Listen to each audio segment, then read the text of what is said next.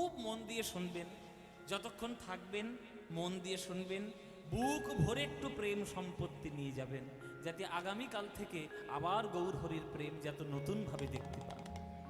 চলুন, গম্ভীরায় মহাপ্রভুর লীলা, কেমন কেমন লীলা তিনি করেছেন সব আমরা আজকে, অনেক তো লীলা করেছেন, সব বলতে গেলে এখন 5 দিন সময় লাগবে।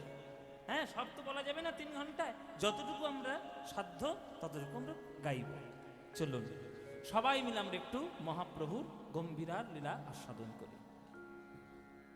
24 বৎসরের যেই মাঘ মাস, তাহার শুক্লপক্ষে প্রভু করিলেন সন্ন্যাস। ভালো করে শুনুন মায়েরা, মহাপ্রভুর জন্মদিন কবে? ফাল্গুন পূর্ণিমা তিথি আমার মহাপ্রভু জন্মগ্রহণ করেছিলেন, যেটাকে আমরা সাধারণত দোল পূর্ণিমা বলেছি। এই দোল পূর্ণিমার নাম কিন্তু 3খানা নাম, একটা পূর্ণিমার নাম 3টে নাম, পূর্ণিমা একটা নাম 3টে। কেন? এটা এই বিভিন্ন সময়ের ভেদে এটা হয়েছে। হোলি, হোলি বলা হয়, ওই জন্য হোলিকা দহন হয়, আপনারা জানেন কিনা জানি না, হোলিকা দহন হয়। হ্যাঁ, এই হোলি নামটা কোত্থেকে এসছে? এই হোলি নামটা হচ্ছে প্রহ্লাদের পিসির থেকে এসছে। প্রহ্লাদের পিসির নাম ছিল হোলিকা, মানে হিরণ্যকশিপুর বোনের নাম ছিল হোলিকা। সে ওই প্রহ্লাদকে পুড়িয়ে মারার জন্য কোলে করে নিয়ে আগুন জ্বালিয়েছিল, কিন্তু ভগবান বিষ্ণুর কৃপায় সে হোলিকাই মরে গেছিল, হোলিকা দহন হয়ে গেছিল, কিন্তু প্রহ্লাদের একটু অঙ্গে আঁচড় লাগেনি। ওই যে দিনটাতেই হয়েছে, ওই জন্য হোলি, হোলিকা থেকে হোলি। আর দোল, রাধা গোবিন্দের দোল পূর্ণিমা, রং খেলার উৎসব, এটা দ্বিতীয় নাম। আবার তৃতীয় নাম হচ্ছে গৌর পূর্ণিমা আমাদের বাঙালিদের কাছে। কেন? না, দোল পূর্ণিমার দিনে যেহেতু গৌর হরির জন্মদিন, ওই জন্য এটাকে বলা হয় গৌর পূর্ণিমা। একটা পূর্ণিমা 3খানা নাম, কিন্তু 24 বছরের যে পূর্ণিমা বা জন্মদিন, সেটা কমপ্লিট হতে যাবে, সম্পূর্ণ হতে যাবে, এই সময় মহাপ্রভু পৌষ সংক্রান্তির দিনে মহাপ্রভু আমার ঘর ছেড়ে চলে গেছিলেন সন্ন্যাসী হবে বলে। সন্ন্যাসী হবে বলে চলে গেছিলেন। পয়লা মাঘ তিনি সন্ন্যাস মন্ত্র গ্রহণ করেছিলেন। জগতে যারা ভোগ করে তাদের নাম কেউ ইতিহাসের পাতায় জায়গা দেয় না। জগতে যারা ত্যাগ করে তাদের নাম স্বর্ণাক্ষর লেখা থাকে। এই ভারতবর্ষে বর্তমানে অনেক কোটি কোটি টাকার মালিক রয়েছে, সবার নাম আপনি জানেন, সবার নাম আমি জানি, কিন্তু বিবেকানন্দের নাম সারা ভারতবাসী জানে, মহাপ্রভুর নাম সারা ভারতবাসী, সারা ভারতবাসী শুধু নয়, সারা পৃথিবী জানে। যারা ত্যাগ করে তাদের লোকে মনে রাখে, আর আমরা তো শুধু ভোগ করি। মহাপ্রভু মনে মনে ভাবলেন, যে বাঙালি জাতির জন্য গোলকের প্রেম সম্পত্তি আমি দিয়েছি, এরা আমার ভাব বুঝলো না, আমার গুরুত্ব বুঝলো না। নবদ্বীপে তখন নিমাই রয়েছে, তবুও নিমাইকে বদনাম শুনতে হয়েছে যে নিমাই নাকি ঘর চালানোর জন্য কীর্তন করে, মা আর স্ত্রীর মুখে অন্ন তুলে দেওয়ার জন্য কীর্তনের দল পাকিয়েছে, দলে দলে লোক জোগাড় করে নিজের দলে আনছে যাতে সংসারটা চলে। এইটা মহাপ্রভুর মনে ছুঁচের মতো গেঁথে গেঁথে যেত এই কথাটা। তাই মহাপ্রভু সিদ্ধান্ত নিলেন যে আমি সন্ন্যাসী হব। যতক্ষণ না এদের থেকে দূরে যাব, এরা ততক্ষণ বুঝতে পারবে না যে আমি এদের জন্যই প্রেম সম্পত্তি নিয়ে এসে হাজির হয়েছি, এরা বুঝবে না। তাই আমাকে সন্ন্যাসী হতে হবে। তাই 24 বছরের যেই মাঘ মাস, সেই পয়লা মাঘে তিনি সন্ন্যাস গ্রহণ করলেন।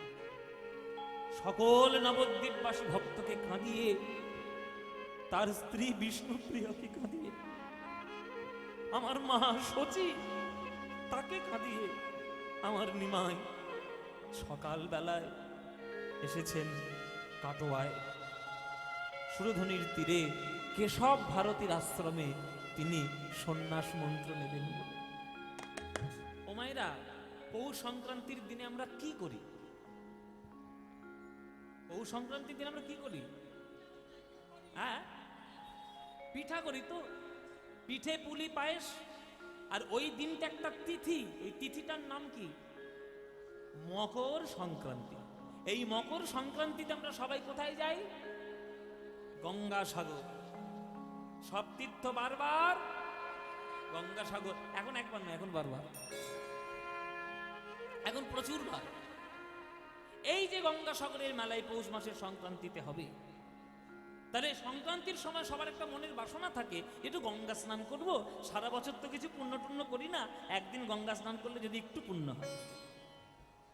এই আশায়, এই অনুভবে সকালবেলায় কাটোয়ার ভক্তরা সকালবেলায় ভোরবেলায় গঙ্গা স্নান করতে যাচ্ছে সুরধনির তীরে।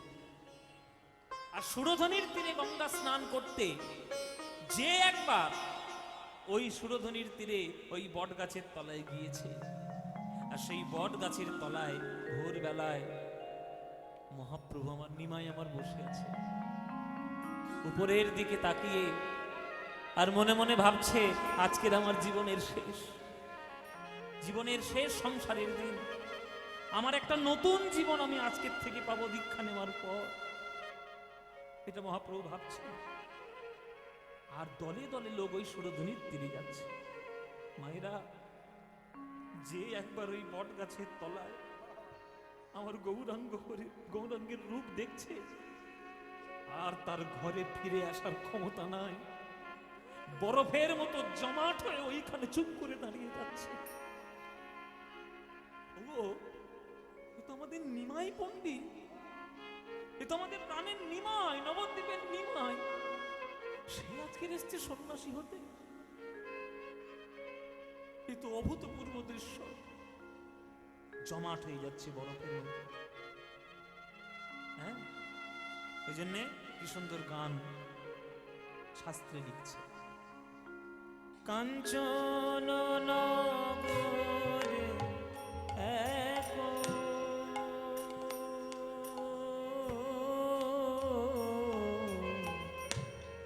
বৃক্ষ মনোহর, কাঞ্চন। সবাই একটু হাত জোরে করে বসবেন সবাই।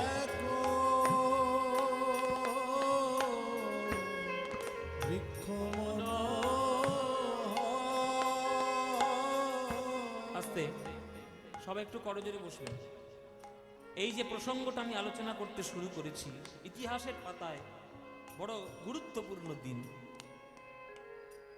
সংসার জীবন থেকে নিমাই সন্ন্যাস জীবনে প্রবেশ করবে। সেই ক্ষণ, সেই মুহূর্ত কেমন ভাবে শাস্ত্রের পাতায় বর্ণনা দেখুন। কাঞ্চন নগরে এক বৃক্ষ মনোহর, তাহারে তলে বসিলে গৌরাঙ্গ সুন্দর, তাহারে তলে বসিলে গৌরাঙ্গ সুন্দর। সুরধনির তীর আলো হলো, সুরধনির তীর আলো ওই মহাপ্রভুর অঙ্গ ছটা, সুরধনির তীর। আজ যেন ওই বটগাছের তলাটা আলোয় আলোকিত। সূর্যের জন্য নয়, সূর্য তখন ওঠেনি, আমার মহাপ্রভুর অঙ্গ থেকে এমন ছটা বেরোচ্ছে, যেন মনে হচ্ছে সুরধনির তীর আলো হয়ে গেছে। স্নান করবে বলে যে সব কাটোয়ার ভক্তরা একবার বেরিয়েছে, আর কারোর ঘরে আসার ক্ষমতা নেই। মুখে মুখে যখন ছড়িয়ে পড়েছে নবদ্বীপের নিমাই এসছে সন্ন্যাসী হতে, আর কি কেউ ঘরে থাকবে? কাটোয়ার সব ভক্তরা আকুলি বিকুলি হয়ে, আকুল হয়ে, পাগল হয়ে বেরিয়ে আসছে আমার নিমাই সন্ন্যাসী হবে। একবার দেখে আসি। নগরের লোক ধায় হায় যুবক যুবতী সতী ছাড়ে নিজ পতি, সতী ছাড়ে নিজ পতি, আর তপ ছাড়ে জ্যোতি, তারা দলে দলে ছুটিল রে, দলে দলে ছুটিল একবার সোনার গৌর, একবার সোনার গৌর দেখবে বলে দলে দলে ছুটিল রে, সোনার গৌর দেখবে বলে দলে দলে ছুটিল। মেয়েরা আলোচনা করছে, ও দিদি, ও দিদি, এই ছেলেটা তো কিছুদিন আগে বিয়ে করেছে গো, বিষ্ণুপ্রিয়া বলে একটা মেয়ের সঙ্গে। সে কেমন পত্নী, ঘর থেকে বাইরে বের করলো কি করে এই ছেলেটাকে? এর মাও তো একটা বৃদ্ধা মা, সচী মা রয়েছে, সে সচী মাকে অনুমতি দিল কি করে সন্ন্যাসী হ?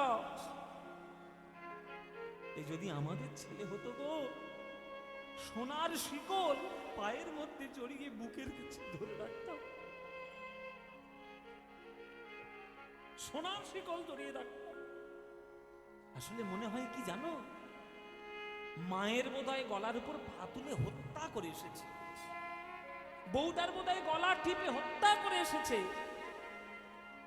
কাটোয়ার মানুষের ধারণা, হ্যাঁ, কেহ কহে নিজ নারী পরাণ বুঝিয়া, কেহ কহে নিজ নারী পরাণ বধিয়া, আসিয়াছে বুঝি জননীর গলে পদ দিয়া। বলো বলো, নইলে কোনো মায়ের প্রাণ কি সইতে পারে? মায়ের প্রাণ সহিতে পারে এমন ছেলে সন্ন্যাসে দিয়ে কোনো মায়ের প্রাণ কি সইতে পারে?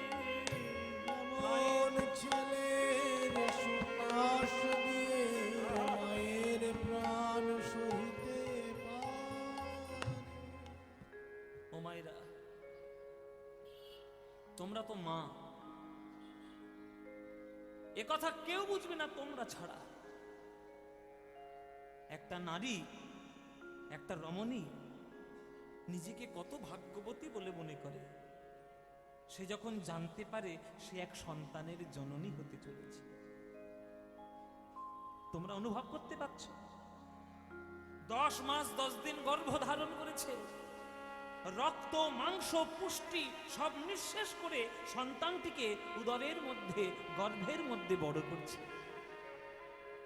আর সেই সন্তান যখন জগতে আসে, সকল দুঃখ কষ্ট মা ভুলে যায় ওই সন্তানের মুখ থেকে। কিন্তু সেই সন্তান যদি মায়ের কোলে মাথা পেতে যদি মরে যায়, কত কষ্ট হয়। যে মা সন্তান হারিয়েছে সে জানে, আর কেউ জানে না। সচী মা হচ্ছে সেই মা যার কোলের থেকে 8টা কন্যা সন্তান মাথা পেতে পেতে মরে গেছে। তার বড় ছেলে বিশ্বরূপ সন্ন্যাস হয়ে চলে গেছে।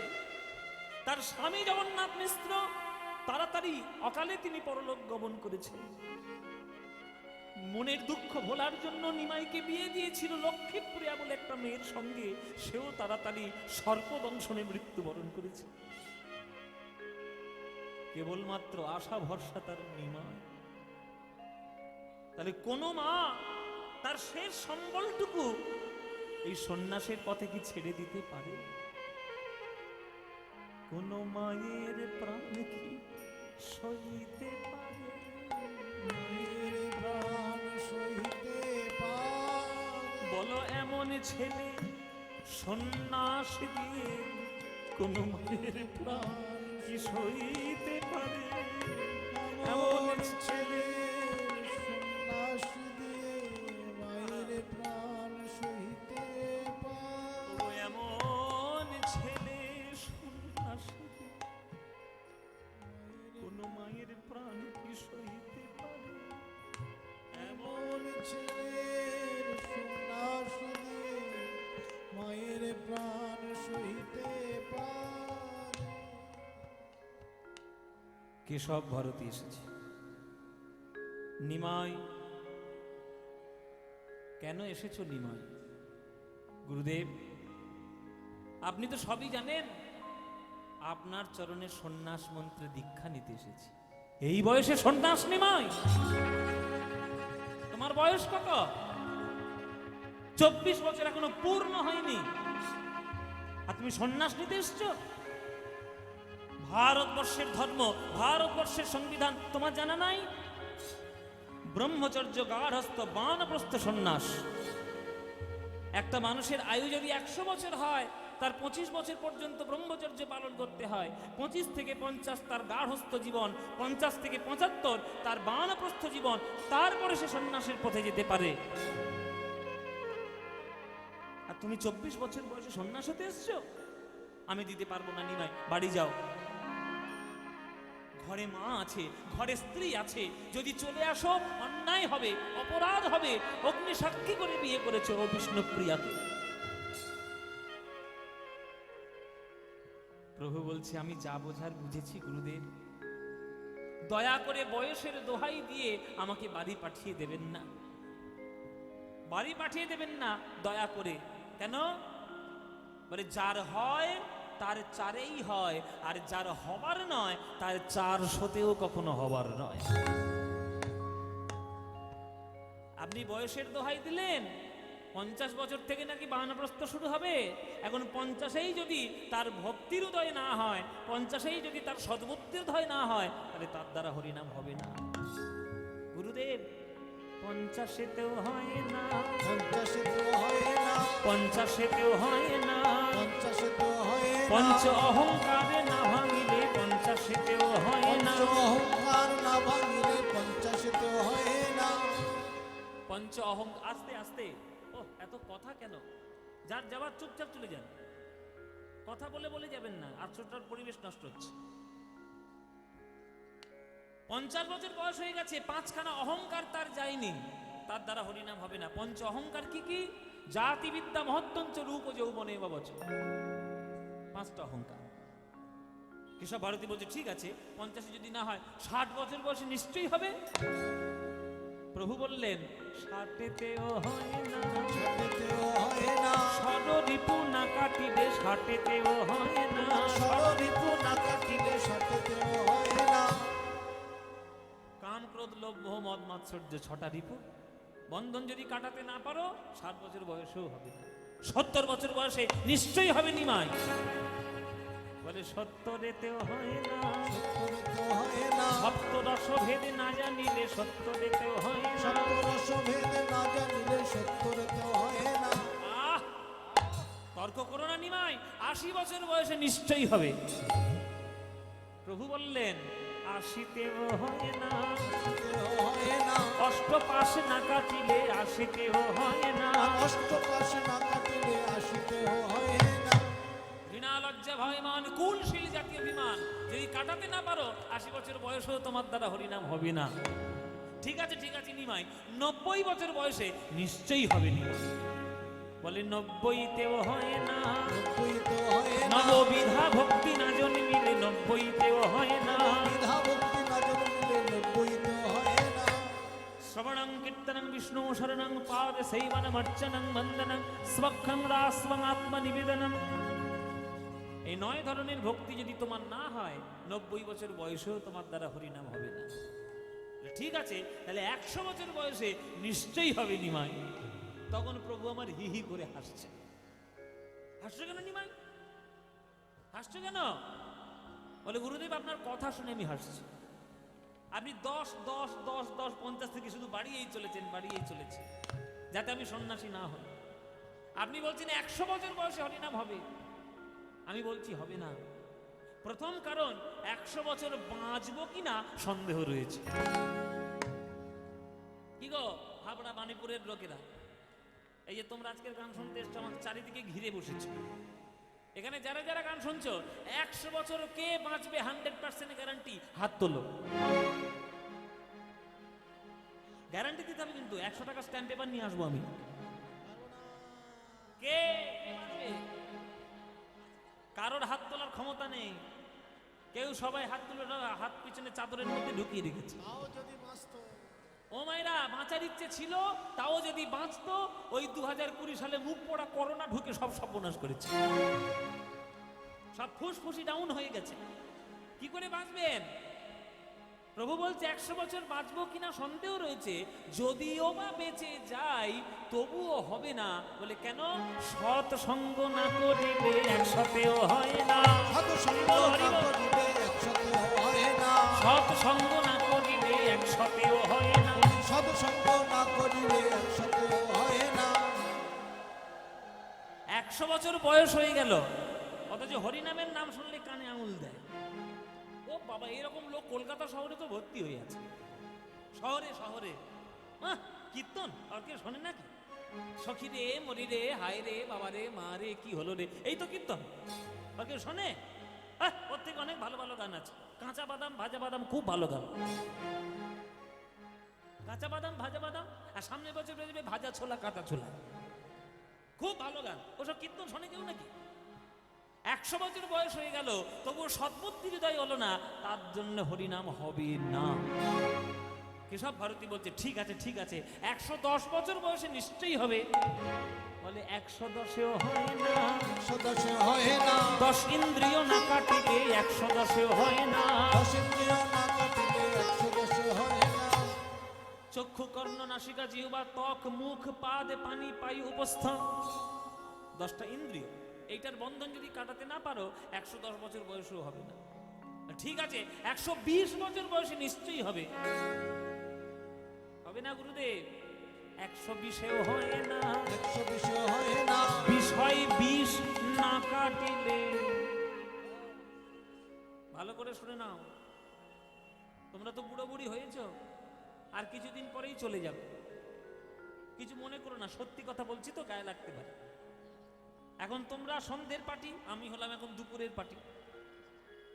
হ্যাঁ, 120 বছর বয়স হয়ে গেছে, ব্রাহ্মণরা বৈষ্ণবরা এসছে, বুকে গীতা রেখেছে, তুলসী পাতা রেখেছে, আর বলছে ওরে বাবা সারা জীবন সুদের কারবার করে কাটালি, সারা জীবন টাকা পয়সা নিয়ে ছিনিমিনি খেললি, লোকের সর্বনাশ করলি, এইবার মরে যাবার সময় হয়েছে, একবার যাবার কালে একবার হরি বলবো, একবার হরি বল হরি বল হরি বল। সেই মরণের বিছানা ছেলেটি বলছে না, এখনো আমার ওই ওপারার মদনের কাছে 300 টাকা সুদ বাকি আছে, কবে পাবো সেইটা বল।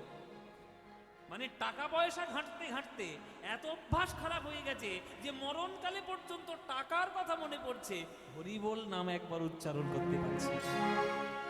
তাই বিষয় বিষি না কাটিলে 120 হয় না, বিষয় বিষ না কাটিলে 120 হয় না, বিষয় বিষি না কাটিলে 120 হয় না। আমার বিষয় বিষ না কাটিলে 120 হয় না।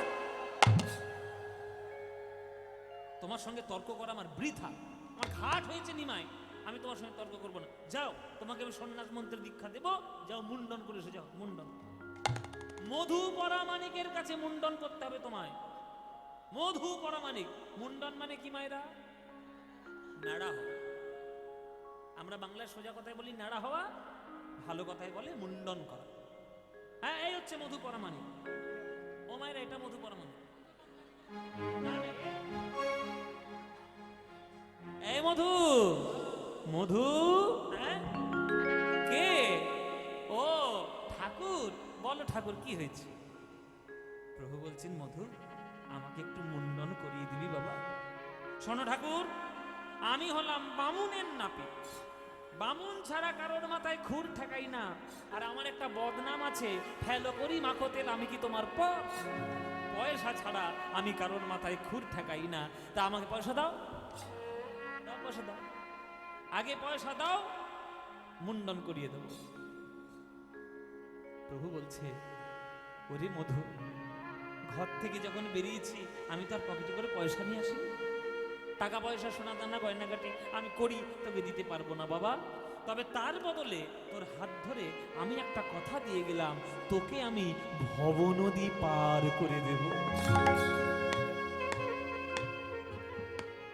এইবার অল্প বুদ্ধি সম্পন্ন মধু সে মনে করেছে গঙ্গা বলে যেমন একটা নদী, পদ্মা বলে যেমন একটা নদী, ওই রকম ভব বলে কোথাও একটা নদী আছে, ওই নদীতে বোধহয় পারা পার হয়। ও ঠাকুর, এই গলায় তোমার পইতে আর তুমি নাবিকগিরি করো, নদী পারাপার করো? বলে হ্যাঁ করি তো। এ মধু, একদিন পার করিয়েছিলাম যেদিন ছিলে মাতৃ জঠরে ঊর্ধ্বপদে হেঁট মুন্ডে, আর বলেছিলে হে গোবিন্দ গর্ভ যন্ত্রণা থেকে মুক্ত করো, সেদিন একবার উদ্ধার করেছিলাম। আর একদিন উদ্ধার করব কবে জানো? এই ভবলীলা সঙ্গ করে যেদিন পরকালে হরিবল বলতে বলতে চলে যাবে, ওরে মধু সেই ভব নদী পার করে দেব তোকে। বলে বাহ বাহ বাহ, এই ভব নদী যদি পার করাও তাহলে বিনা পয়সায় আমি তোমাকে মুন্ডন করিয়ে দেব। এসো ঠাকুর এসো, মুন্ডনটা করিয়ে দি, এসো এসো। এই বলে খুর নিয়ে মহাপ্রভুর মাথায় চালিয়ে দিয়ে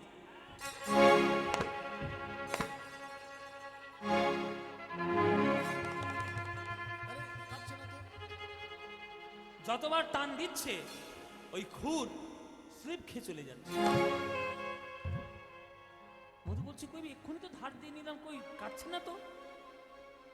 তখন প্রভু বলছে, তুই একটু আগে বললি না তুই নাকি বামনের নাপিত? বলে হ্যাঁ আমি তো বামনের নাপিত। বলে তাহলে বামনের নাপিত হয়েছিস, আর এটা জানিস না যে বামনের মাথায় হাত দিতে গেলে বামনের আগে পায়ে হাত দিতে হয়? ও এটা ভুল হয়ে গেছে ঠাকুর, পেন নাম করা হয়নি, পেন নামটা করি।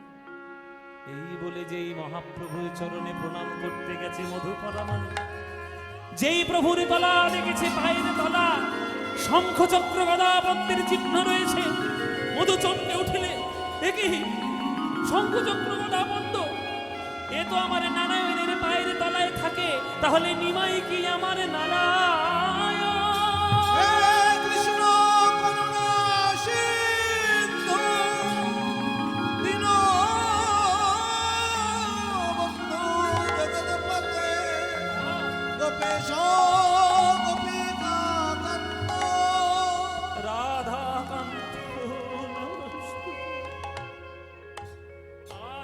চরণে জড়িয়ে ধরল মধু, আছাড় খেয়ে পড়েছে।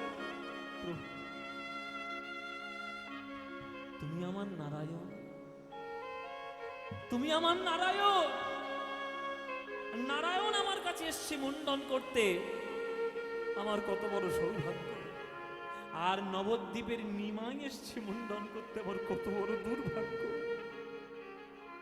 কেননা একবার যদি এই মুন্ডন করিয়ে দিই, এই অপূর্ব রূপ আর বাঙালিরা কোনোদিন দেখতে পারবে না।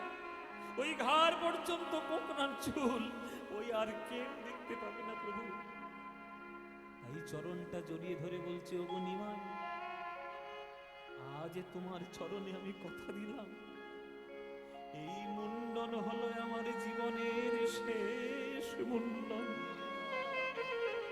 আর আমি কোনোদিন কাউকে মুন্ডন করাবো না। তোমাকে মুন্ডন করিয়ে আমি কি করব জানো? এই নাপিতে ব্যবসা আর না করিব, নাপিতে ব্যবসা আর না করিব, আমি খুর ফেলি দিব জলে,